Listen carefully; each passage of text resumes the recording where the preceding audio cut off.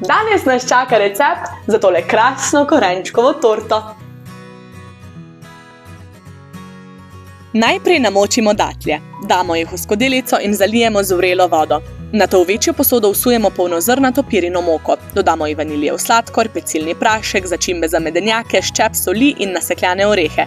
Suhe sestavine premešamo in jim dodamo nariban korenček. Tudi tega vmešamo med suhe sestavine.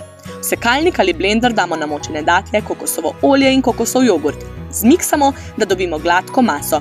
To maso damo k suhim sestavinam. Prilijemo še vodo, v kateri so se namakali datlji in ovseno mleko. Previdno premešamo s kuhalnico. Maso za torto damo v namaščen pekač, poravnamo in pečemo 1 uro na 170 stopinjah Celzija. Ko je torta pečena, jo pustimo, da se čisto ohladi. Ohlajeni torti odrežemo klobuček. Preostalo torto prerežemo na pol, da dobimo 2 sloja. Za kremo potrebujemo kokosovo smetano za stepanje, kokosov jogurt in začimbe za medenjake. Kremo stepamo tako dolgo, da postane čvrsta. Na prvi sloj torte nanesemo dobro polovico kreme in jo enakomerno razmažemo po površini. Enako ponovimo z drugim slojem torte, za katerega porabimo preostanek kreme.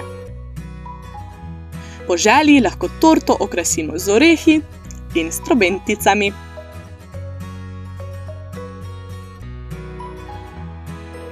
Simple biskvit in simple krema. To je to, kar rabiš za korenčkovo torto.